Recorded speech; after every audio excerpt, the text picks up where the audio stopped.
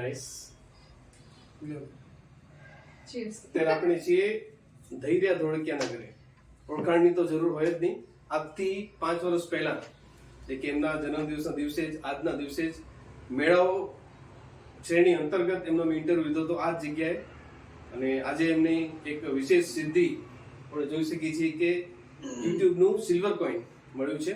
પણ એના પહેલા આપણે આ કંઈક આ ઘરમાં આવી તે વસ્તુ સામાન્ય હોય જ નહીં, કાંઈક વિશેષ હશે આનામાં. તો આ શું વસ્તુ છે? તમે પેલા પીઓ. તમે કેટલું અચ્છા એવું? ચલો. તમને કેટલું અંદાજ આવે છે ટેસ્ટ પ્રમાણે? ટેસ્ટ પણ કે શેરડીનો ટચ છે કે? યસ. પણ શેરડી વાપરવામાં નથી આવે. શું વાત છે, ગ્રેટ, ખૂબ જ સરસ. એટલે ધમધમતી ગરમી પડી રહી છે, બધાના ઘરે શેરડી અવેલેબલ હોય નહીં ને ઘરે શેરડીનો રસ કાઢી ન શકે. ક્યાં વાત છે. યુઝ્યુઅલી પેલાથી આવ્યું છે ગોળનું પાણી, એને આપણે રિફ્રેશિંગ ડ્રિંક તરીકે સર્વ કર્યું છે. ખૂબ જ સરસ. તો એટલે ગરમીમાં લૂથી બચાવશે અને રિફ્રેશિંગ ડ્રિંક, અને બધીના ઘરમાં મળી રહે સેમ કે ગોળ તો હોય જ. નાગરમાં ગોળ નો એવું બને. 100% મીઠાશ પણ હોય જ્ઞાતિમાં. અને સાથે સાથે ચલો આપણે આને એન્જોય કરીએ. ખૂબ જ સરસ સ્વાદ હતો શરબતનો. બને કેવી રીતે જરા તમે બધાને અમારા પ્રેક્ષકોને કહો. ચોક્કસથી કહો. નાગરોના ઘરમાં ગોળ તો અવેલેબલ હોય જ, અને પહેલેથી ચાલ્યું આવ્યું છે કે ગોળ છે ગરમીથી બચાવે છે. તો શેરડી બધાના ઘરે અવેલેબલ હોતી નથી, પણ ઉનાળામાં શેરડીનો રસ પીવો એ બધાને ભાવે છે. તો ગોળ લેવાનો છે, એનામાં પાણી નાખીને એને થોડી 5 થી 10 મિનિટ માટે મૂકી દેશો એટલે પીગળી જશે. અને સમય ન હોય તો તમે મિક્સરમાં ગ્રાઇન્ડ કરી શકો છો.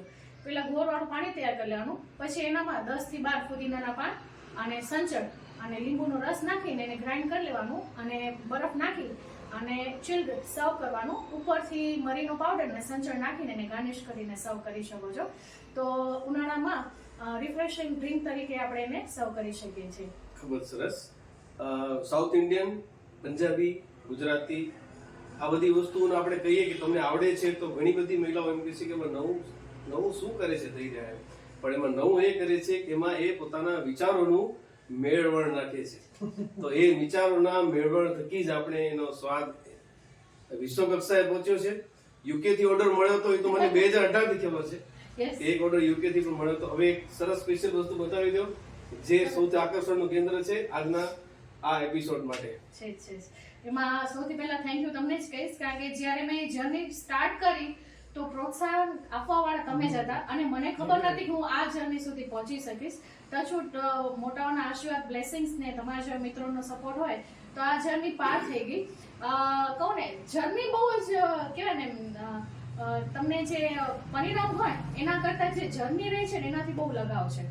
શું કામ? કારણ કે રાતે ઘણીવાર એવું થયું છે મળી ગયું છે પછી આનું કઈ એટલું નથી કે હા હવે આવી ગયું છે, પણ જે જર્ની રહી છે ને કે જે મારું સ્ટ્રગલ પોઈન્ટ, રાતના 3 વાગે ઉઠીને શૂટ કરવું, રાતના નીંદરમાં પણ એ આઈડિયા આવવા, અચ્છા આમ નહીં તો આમ કરવાનું છે, તેમ કરવાનું છે, એટલે દિવસ રાત કન્ટેન્ટ વિશે વિચારતા રહેવાનું ને, એ જર્ની મારા માટે વધારે હતી.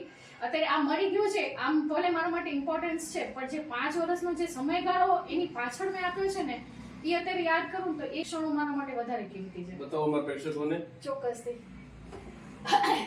તો YouTube તરફથી યુઝ્યુઅલી 1 લાખ સબસ્ક્રાઇબર પૂરા થાય તો એમને પ્રોત્સાહન કરવા માટે સીધો પ્લે બટન આપવામાં આવે છે. તો ફાઇનલી રિસ્પોન્સ બધાનો મળી રહ્યો છે, અને આના થકી